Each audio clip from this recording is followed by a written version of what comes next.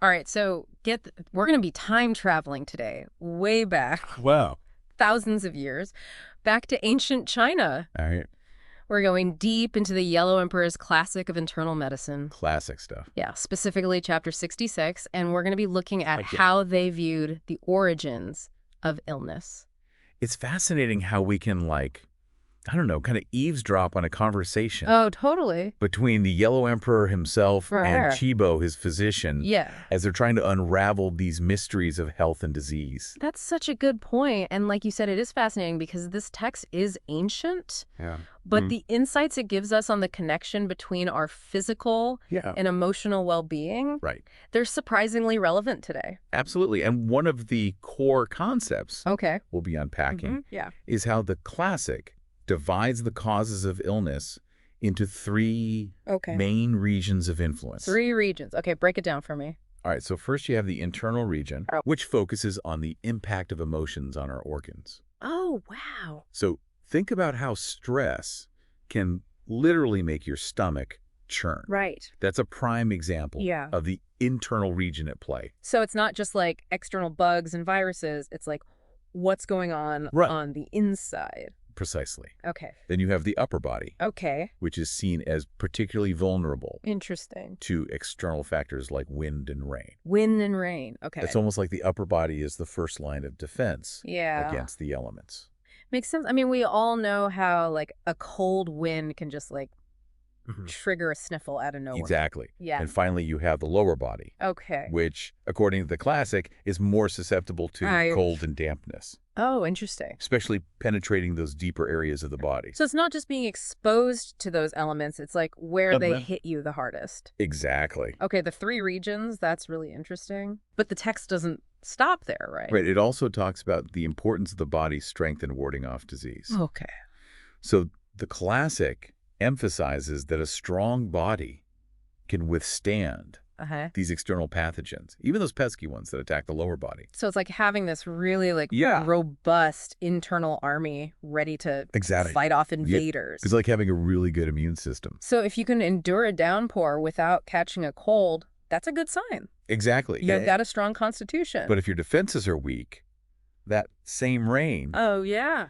might be enough to tip the scales Right. and allow illness to take hold. It's like they say, when it rains, it pours. That's a great analogy. When you're run down, it feels like every little thing can get you sick. Yeah, the classic describes it as a perfect storm scenario. Oh, wow. When those external pathogens meet internal weakness, that's when illness arises. So how does the classic explain that process? Like, how does an external pathogen, like wind, invade the body? I'm picturing something out of a sci-fi movie. Well, picture this. Imagine a gust of wind encountering your skin. Okay. If your defenses are low, All right. the classic suggests that the wind can actually penetrate your skin's pores, Oh, okay. those tiny openings all over your body. That's a little unsettling. Yeah. Is that why I always feel chilled when I'm coming down with something? It could be. Okay. The text explains that once the wind gets in, it starts to cause stiffness and pain, Right. particularly in the muscles. Oh, wow. It's like the wind is disrupting the flow of energy and creating stagnation. So it's not just about like feeling cold. It's about the wind like actually causing physical changes in the body. And if this wind invasion isn't addressed, Uh-oh. it can continue its journey deeper into the body, moving along these pathways called collaterals and meridians. Now, for those of us who are unfamiliar with those terms, can you explain what collaterals and meridians are? Yeah, so in traditional Chinese medicine, collaterals are like smaller branches Okay. that stem off from the main meridians, Okay. which are the primary channels through which energy or qi Right. flows throughout the body. I see. Think of them as this intricate network of rivers and streams Oh, okay. that nourish and energize every cell. So then as this wind travels along those pathways, it causes more Precisely. disruption and discomfort. The text explains that this disruption leads to chills and those achy muscles Oh, yeah. you feel when you're getting sick. Okay. It's like the wind is creating a blockage in the energy flow, Right. leading to stagnation and discomfort. That makes those initial symptoms of a cold Yeah. feel a lot more tangible. And it can get even worse. Oh, no. The classic states that if this pathogenic wind continues to travel deeper, Oh, wow. it can eventually reach your internal organs, messing with your digestion Oh. and causing a whole cascade of issues. Wow, so it's like a step-by-step invasion. Yeah. But it doesn't stop there, right? What about those accumulations or masses that the text mentions? Ah, yes. The aftermath, imagine these accumulations like little traffic jams Oh, okay. forming in your body because of this pathogenic invasion. Interesting. They're essentially blockages of energy and fluids Okay. that prevent the body from functioning optimally. And like the location and the type of these traffic jams depend on how deep the invasion went. Exactly. Like a ripple effect. Yeah, the deeper the invasion, the more widespread and severe the consequences. It's amazing how this ancient text gives us such a Yeah. detailed account of Right. how illness takes hold in the body. It really is. And it kind of sets the stage for understanding the classics approach Okay. to treatment, which we'll delve into a bit later. All right. But first, let's explore another fascinating aspect of this invasion process, Okay. the role of cold. This is where it gets really interesting for me. I've always wondered like why cold seems to play such a significant role Right. in getting sick. Well, according to the classic, cold acts like a catalyst, Okay. making the body more susceptible to these pathogenic invasions. Interesting. It's almost like cold creates the perfect environment Wow. for these invaders to thrive. So it's not just about like feeling cold. It's like it's actually like It's weakening the body's defenses. the body's defenses. And the text gets really specific about how this happens. Okay. It describes a three-stage process of how cold Right. can lead to the formation of those accumulations or masses we talked about. Okay, walk me through it. I'm all ears. All right, so in the first stage, the cold constricts blood flow, causing stagnation. Oh, okay. Imagine your blood vessels as a network of highways, Okay. and the cold is causing a major traffic jam. So that like sluggish feeling you get when you're cold is literally Precisely. Circulation slowing down. And as this stagnation worsens, It leads to fluid buildup in your intestines and stomach. That's stage 2. all right. It's like a clogged drain. Okay. Those fluids have nowhere to go, so they start to accumulate. Not a pleasant image? No. Yeah. Yeah. And fortunately, it gets worse. Oh no.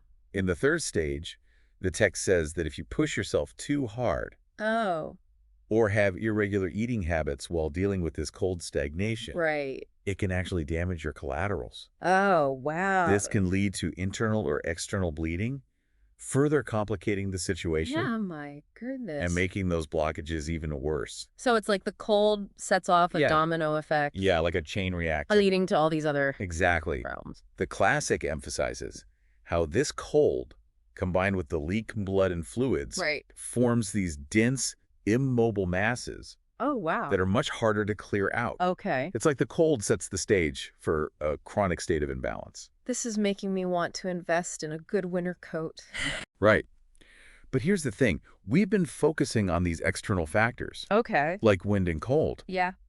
But the Yellow Emperor's Classic also dives deep into how internal factors can cause illness. Ah, so it's not just about the weather. It's No. also about It's exactly going on inside of us. And this is where our emotions come into play. I was just thinking that. Yeah. Okay, so the classic refers to these Yeah. internal factors as yin Mm-hmm. and gives specific examples Yeah. of how different emotions Yeah. can directly impact the health of our organs. Right. Give me an example. Okay, let's take the heart. Okay. The text states that excessive worry can injure the heart. Interesting. It's almost like the constant state of anxiety creates a type of heat Oh, wow. that disrupts the heart's delicate balance. So it's not just a figure of speech when people say, don't worry yourself sick. Not at all. The classic views it as a very real physiological process. Wow. And it doesn't stop there. Prolonged exposure to cold can harm the lungs. Anger can damage the liver. Excessive drinking weakens the spleen. Okay. And overexertion or improper sweating can injure the kidneys. It's like each emotion has a specific target. It highlights the profound connection between our emotional and physical well-being, Right. something that modern medicine is only beginning to fully appreciate. I'm starting to see why this text has remained so influential for thousands of years. Yeah, It's not just about treating the symptoms. right. It's about understanding those deeper roots of illness. Precisely. And that understanding is key to cultivating true health and resilience, Okay. which is what we'll explore next All right. as we delve into the classics approach to treatment. Okay, I'm ready for it. All right. Yeah, it really is remarkable how the Yellow Emperor's classic Hmm. just weaves together this Oh, understanding right. of the body's interconnectedness. Yeah. It's not just about like, Yeah. isolated symptoms, Right. but recognizing how one imbalance Yeah. can lead to a cascade of effects Yeah. throughout the system. It's like that butterfly effect idea, Oh, yeah, only applied to our health. exactly. A small imbalance Oh, in great. one area can just create this ripple effect. Yeah, and what I find particularly fascinating is how Okay. the classic doesn't just present these ideas Right. in a theoretical way. Yeah. It provides specific examples. I love a good example. Okay, all right. Give me one. So let's go back to our discussion of wind invasion. Okay. We talked about how different types of wind can penetrate the body, right? Mm-hmm. But the classic goes deeper, suggesting that each type of wind Okay. carries a specific type of pathogenic energy, Oh, wow. leading to distinct patterns of illness. So it's not just any old breeze that's going to make you sick. Yeah. It's like the qualities of the wind itself. Precisely. So, for instance, the classic suggests that a cold wind, Okay. the kind that makes you shiver, Right. might lead to chills, stiffness, and even headaches, Right. as that cold constricts the flow of qi and blood. Ugh. So that explains why sometimes a stiff neck just seems to come out of nowhere. It could very well be related. After being exposed to cold wind. Now contrast that with a damp wind, Okay. the kind that feels heavy and clings to you. Right. The classic says that this type of wind can cause joint pain and swelling. Interesting. Think about how your joints might feel achy and stiff on a humid day. Yeah, that's interesting. It's like the dampness just Right. seeps right into the It just seeps right in. joint. And then there's what the classic calls toxic wind, Okay. which is often associated with fevers, rashes, and even some severe allergic reactions. Oh, wow. It's as if this type of wind carries a more intense, Right. pathogenic energy that can trigger a stronger immune response. So understanding those qualities of the wind Yeah, can give us clues about the potential impact exactly. on our health. It's like having a secret decoder ring Oh, I love that. for the language of nature. Yeah. Yeah. And this principle of understanding specific qualities extends to Yeah. internal imbalances as well. All right. The classic provides this rich tapestry of insights Okay. into how different emotional patterns Okay. can manifest as distinct physical symptoms. Okay, so let's explore that further. Like, give me an example of how an Sure. emotional imbalance Right. might show up differently Yeah. in different people. Let's stick with the liver, as we've already touched on how anger can impact it. Okay. Now imagine two people Okay. who both experience frequent anger. Okay. One person might manifest this as explosive outbursts and headaches, Right. while another might experience it as simmering resentment and digestive issues. So it's the same underlying emotion, Right. but it can Yeah, manifest, but it shows up so differently. yeah, in very different ways. Exactly. And that's why a one-size-fits-all approach to health simply doesn't work. Right. We need to understand the individual, their unique patterns, and how their emotions are interacting with their physical body. This makes me think about how stress can manifest so differently Mm-hmm. in people. Right. Some people get headaches, others insomnia, Mhm. some people experience digestive upset. And the classic would likely say that these different manifestations are clues Okay. to deeper imbalances within the individual system. Okay. It's like each symptom is a piece of a puzzle Right. that helps us understand the bigger picture of their health. So it's not just about masking the symptoms, it's about understanding the story Precisely. that they're telling us. And that's where the classic's emphasis on aligning with the seasons Oh, yeah. becomes so crucial. Because our internal environment needs to be in harmony Exactly. with the external environment. The classic suggests that just as nature goes through cycles of expansion and contraction, Right. activity and rest, so too should our bodies. So in the spring, a time of growth and renewal, Yeah. we might benefit from lighter foods and more movement. While in the winter, a time of hibernation Right. and introspection, Mm-hmm. we might need to focus on warming foods and more restful activities. It's about working with the natural rhythms of nature, not against them. Right. This can help us conserve energy when needed and expend it when appropriate, Right. ultimately supporting our overall well-being. That's such a beautiful concept. Yeah. It makes you realize how disconnected we've become from Mhm. these natural cycles in our modern world. It's true, we're constantly bombarded with stimuli and demands Right. that pull us out of alignment Yeah. with these natural rhythms. Right. But the classic reminds us That by tuning back into these cycles, Okay. we can tap into a deeper source of wisdom and resilience. It's like rediscovering a forgotten language, I love that. the language of our bodies hmm and the natural world. And it's a language that can teach us so much about how to live in greater harmony Right. with ourselves and the world around us. Well, I feel like we've uncovered a wealth of insights just Yeah. from scratching the surface of the Yellow Emperor's classic. Yeah, it's incredible how much wisdom It really is. is packed into this ancient text. It's a testament to the timelessness of these principles. Mhm. I mean, the fact that they're still relevant after thousands of years Yeah. suggests that they tap into something so fundamental Right. about the human experience.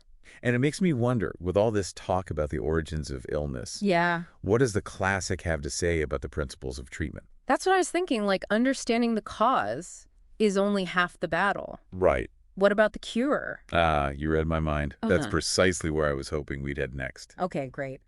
The Yellow Emperor's Classic offers some truly insightful guidance Okay. on how to approach healing Right. from a holistic perspective. I'm ready to take notes. Give me the ancient wisdom on how to restore balance Okay. and heal the body. Well, the Classic emphasizes a few key principles Okay. that are as relevant today Right. as Yeah. they were thousands of years ago. Yeah. And it all starts with that concept we keep coming back to, Yeah. balance. Right. So we've talked about how illness arises from imbalances in the body, whether those imbalances involve energy, Right. fluids, emotions, or even our connection to the environment. Exactly. So the text suggests that the key to healing Okay. is to restore that balance, to bring those systems back into harmony. That makes sense, but how do we actually go about doing that? Well, the Classic breaks it down into a few key steps. Okay. And the first, perhaps surprisingly, is accurate diagnosis. So before we even think about treatment, Exactly. we need to clearly understand what's out of balance. Exactly. It's like figuring out where the leak is coming from Right. before trying to fix it. The Classic would say that trying to treat symptoms Okay. without understanding the underlying cause Right. is like trying to navigate a maze in the dark. Okay. You might stumble upon a few solutions, but you're unlikely to find your way out. So how do we go about diagnosing these imbalances? This is where that intricate map of organs, collaterals, and meridians we talked about earlier Right. comes into play. So it's about tracing the symptoms back to their source, Exactly. understanding which systems are involved, Right. and how they're interconnected. It's like being a detective Precisely. with our own bodies. We have to pay attention to those subtle clues our bodies are giving us. Okay. Not just the obvious symptoms, like where is the pain located? Okay. What makes it worse? Yeah. What makes it better? Right. Are there any accompanying emotional or Gotcha. mental patterns? So it's a much deeper level of observation Right. than just checking off symptoms on a form. Right. It's about connecting the dots Exactly. between our physical, emotional, even environmental experiences. And once we've identified the root of the imbalance, Yep. the Classic offers a two-pronged approach to treatment: supplementation and drainage. Okay, I'm familiar with those terms from acupuncture and herbal medicine, Mhm. but can you break those down Yeah. for our listeners? Sure. So supplementation is about nourishing and strengthening areas of deficiency. Okay. It's like adding fuel to a fire Okay. that's burning low. So if someone has a weak digestive system, Right. they might need to supplement with warming foods Exactly. and herbs that support digestion. And drainage, on the other hand, is about clearing out any blockages or excesses Okay. that are disrupting the flow of energy and fluids in the body. Right. Think of it like unclogging a drain Okay. or clearing a path for the river to flow freely. So if someone has a lot of heat and inflammation, Mhm. they might need to use cooling herbs, Mhm. acupuncture, or other methods Exactly, to yeah. clear that excess heat Right. and allow for better circulation. It's all about creating that state of balance and harmony within the body, addressing both what's lacking and what's overflowing. It's fascinating how this ancient approach to healing mirrors so many modern wellness practices Yeah. that emphasize personalized care and addressing the root causes of imbalance. It really does. And the Classic doesn't stop there. Okay. It goes even deeper, suggesting that our treatment strategy should also align with the seasons. Yes, that whole concept of working with the natural rhythms of nature Exactly. to support healing. The Classic suggests that we should adapt our diet, lifestyle, Right. and even our emotional practices to the unique qualities of each season. So eating warming, grounding foods in the winter to Mm. support the kidneys, enjoying lighter, cooling foods in the summer Right. to nourish the heart, Right. and perhaps even practicing mindfulness techniques Mm-hmm. during the transitional seasons to help us adapt to the shifts in energy. Precisely. It's about attuning ourselves to the rhythms of nature Right. and supporting our bodies through those natural cycles. By working with these cycles, we can help our bodies conserve energy when needed and expend it when appropriate. This is such a powerful concept. It's like we have this ancient wisdom Mm-hmm. at our fingertips Right. that can guide us towards a more balanced Yeah. and harmonious way of living. It's true. And the more we explore the Yellow Emperor's classic, Right. the more we realize that it's not just about treating illness, it's about cultivating a way of life Okay. that supports health and vitality on all levels. Well, this has been such an eye-opening conversation. I feel Yeah. like I've gained a whole new appreciation Yeah. for the depth and wisdom of traditional Chinese medicine. Me too. And I think we've only just begun to scratch the surface Right. of what the classic has to offer. Yeah. There are so many more fascinating insights waiting to be uncovered. It makes me wonder, with all this focus on like the intricate workings Yeah. of the body, like how does the classic view the role of the mind and spirit That's a fantastic question, in healing? and one that the classic actually addresses Okay. in a very profound way. Now I'm really intrigued. Okay, I'm ready for the next level. All right. I'm really curious to hear how the Yellow Emperor's classic views the mind and spirit. Yeah. It seems like in modern Western medicine, Mm-hmm. we often compartmentalize those aspects. Right. Like we treat the body as separate from the mind and spirit. That's a keen observation, Right. and it highlights a key difference in perspective Okay. between these two approaches. Right. The classic doesn't see the mind and spirit as separate entities, Oh, interesting. but rather as integral aspects of our overall being. Okay. They're interwoven with the physical body, Okay. constantly interacting and influencing one another. So it's like a holistic system Exactly. where everything is connected, even our thoughts and emotions. Think of it this way. Your emotions can directly impact your physical health, Right. as we've discussed with the organ systems. Hmm. But conversely, the state of your physical body can also influence Okay. your emotional and mental well-being. Interesting. It's a two-way street. That makes a lot of sense. Yeah. I mean, when I'm feeling physically run down, Mm-hmm. I definitely notice that my mood and energy levels Right. are lower. Mm-hmm. And when I'm stressed or anxious, I tend to get more headaches and digestive issues. Those are perfect examples Yeah. of this interconnectedness in action. Right. And the classic recognizes this deeply interwoven relationship Okay. between the physical, emotional, and spiritual aspects of ourselves. Right. It Again- suggests that true healing involves addressing all of these levels, Okay. not just focusing on the physical symptoms. So if someone is experiencing an illness, the classic wouldn't just look at like Right. which organ is affected, Mhm. but also consider the emotional and Yeah. spiritual factors. Let's take the example of someone experiencing chronic fatigue. Okay.